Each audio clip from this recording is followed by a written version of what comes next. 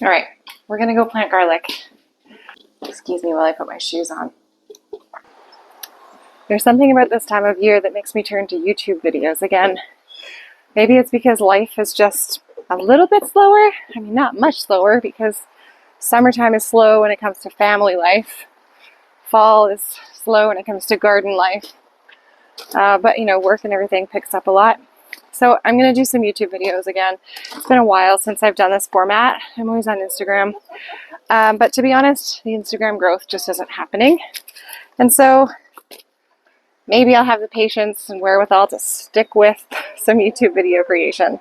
Today I'm going to plant garlic, which I think is, funny enough, the last thing that I came on YouTube to do last year.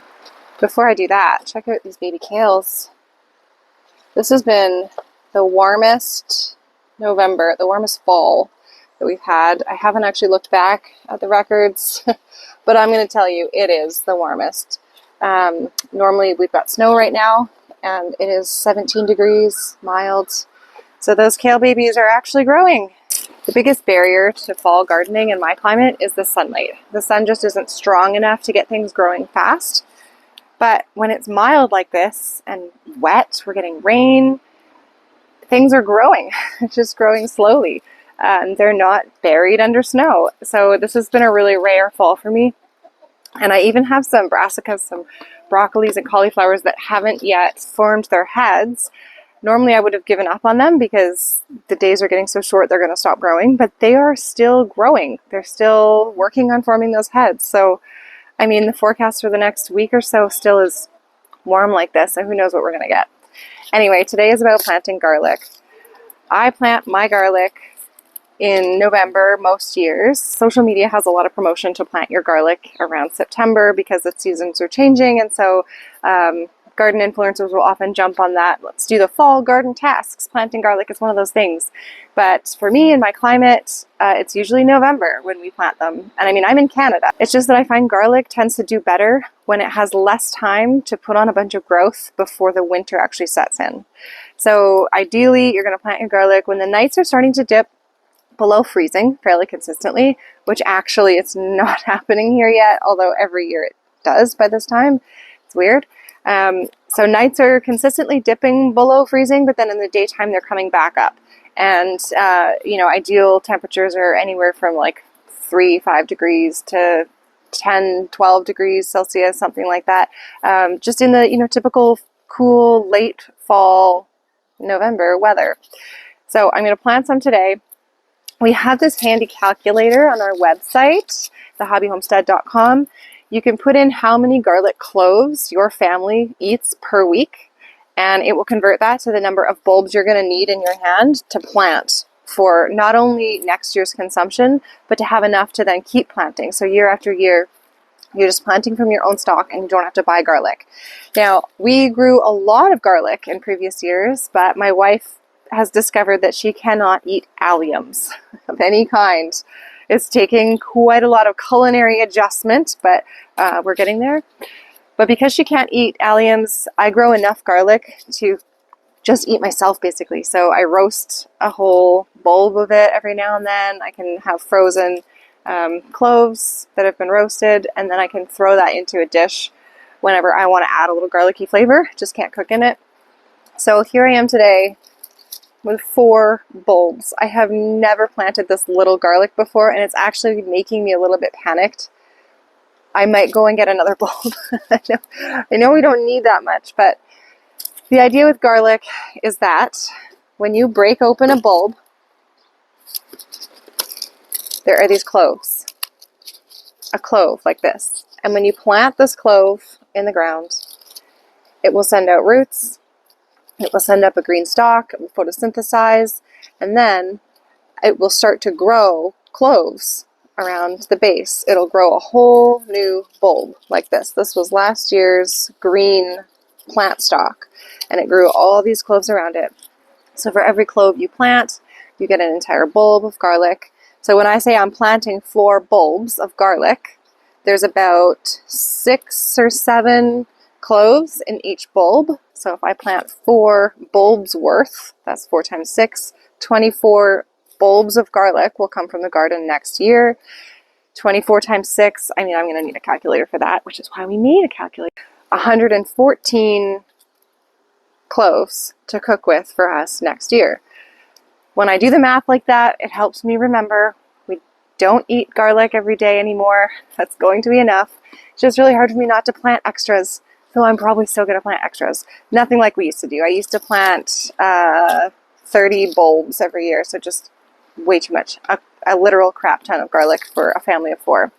I also just want to show you something in this bed. This is our garlic bed for next year. You'll see little seedlings coming up here.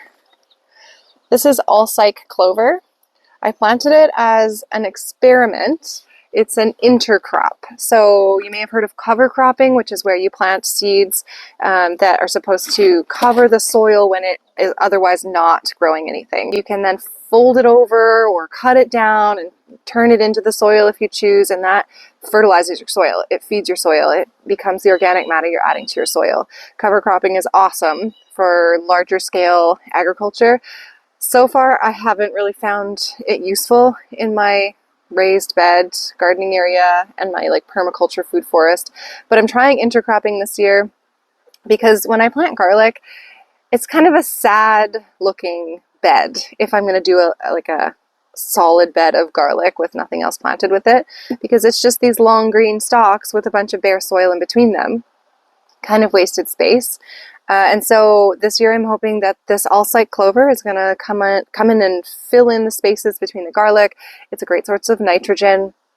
And then all I have to do theoretically is when I pull my garlic, cut back all that all-cyc clover, I can turn it into the soil if I want, and it's just going to add a boost of nitrogen to the soil. That's the idea. And hopefully it'll look pretty. It'll bloom in between the garlic bulbs. Now, this should be a lot taller by now. I planted them in September. The reason why they're so small is because I didn't come out here and water the seeds after I planted them. And then, of course, we had a really dry fall. So seeds need water to germinate. They just took forever. And you can see they are clustered around the irrigation line, meaning whenever I did turn the irrigation on this fall, that's what got these seeds to start germinating. The first step with planting garlic is to break apart your bulbs and separate the cloves. Don't peel the extra paper off. I mean, some paper comes off, it's fine, but just separate them like this. You'll get a nice little pile of cloves. There's the stem from last year. Somebody actually showed me a trick recently. Let's try it. Whoa, it worked! If you hit it stem end down on a hard surface, the cloves just fall apart. Okay, well, I mean, mostly. That's a really fun garden hack. Let's try it again. Let's try it again. Ready? Like this. Oh, that one broke. There we go. Popped at the top. Is it easier than pulling them apart by hand? Maybe not, but it's more fun. So I like that method. That's cool. No, that one just isn't working for me.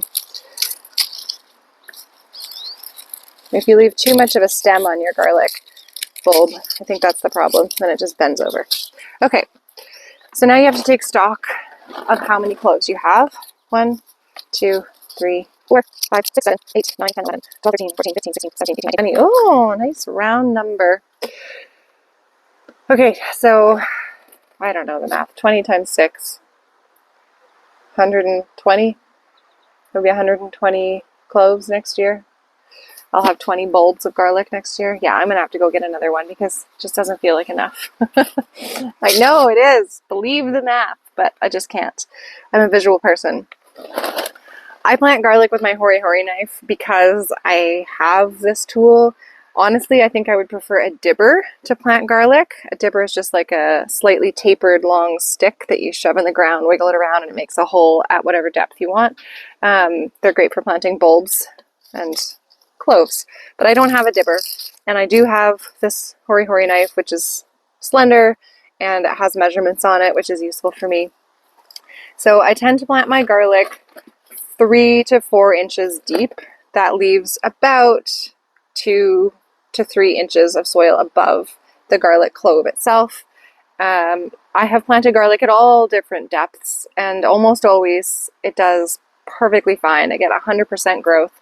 I've planted them under leaves before in the fall, like just a skimming of soil, and then topped it up with leaves, knowing that I was bringing in soil the next spring, and they were totally fine. I find garlic to be really forgiving to plant. So now I just have to decide how I want this bed to be laid out. Do I want a row of garlic?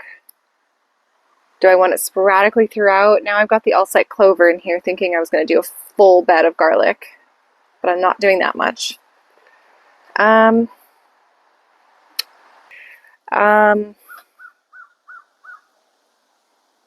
think I'm going to do it all clustered at one end.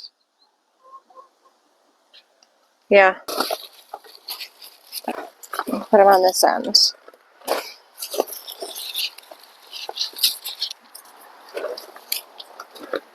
So plant your garlic so that it's about 4 inches apart. Again, there's so much wiggle room here.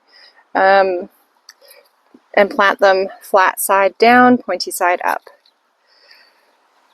Market growers of garlic are usually advised to plant it like 6 inches apart. Like each clove about 6 inches apart in rows that are up to 12 inches apart, which I think is ridiculous. You don't need to go that much space with your garlic. But if you want high yield, I don't know. I'm all about high intensity planting and intercropping things and just making the most out of your space.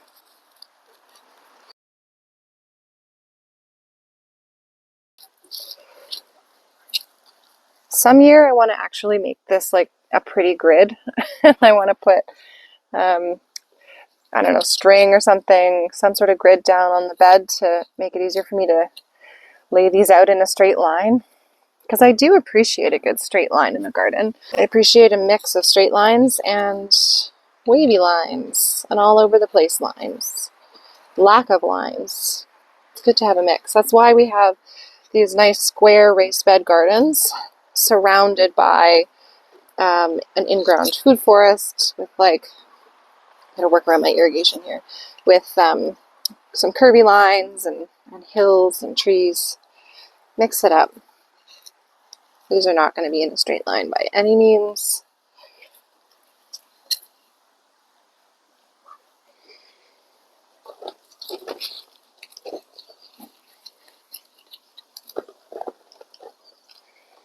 So one of the reasons why I haven't done much on YouTube is because I am very busy living the real life of growing and preserving and making all of your own food.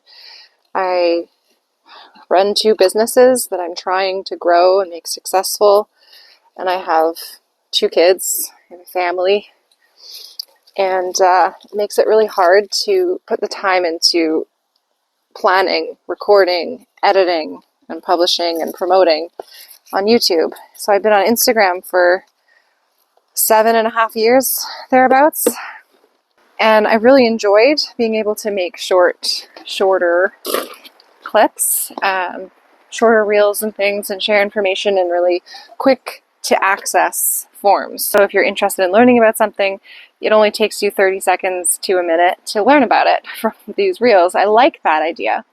But to me, Instagram is kind of not going anywhere. With the following, the algorithm has not picked me up at all. I've had some videos go into the hundreds of thousands of views, but nothing happens with my following. And so, I don't know, it's a lot of effort, you know, being a content creator is a lot of effort, and I have bigger fish to fry. No eggs today, just a ton of feathers because they're molting. Also, if you're new here on my channel on YouTube and you don't follow me on Instagram, this is our beautiful compost bay. My wife just built this compost bay this fall. We've been at this property for 4 years, and that was on our 4-year to-do list. We really hope to have that compost system in within the first 4 years.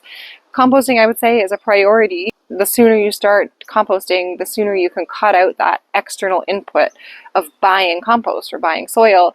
And we do a lot of soil building here on this property, but we do it like right in the ground. So we use mulch and garden scraps and stuff to build the soil.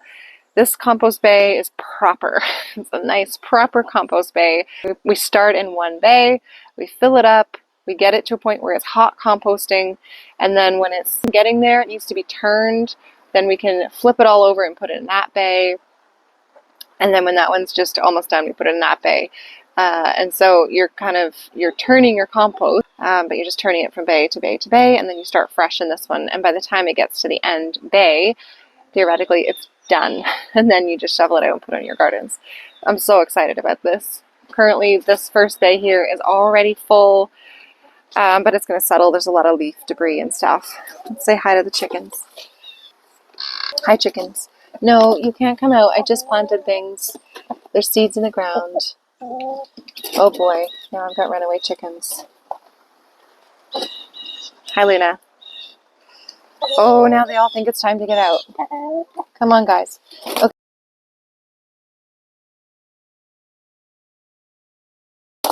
Dottie here. We'll let you pick her up and hold her. But some of them are skitzier than others. I gotta get in here to dump the leaves out of your water. You need a mess in your water.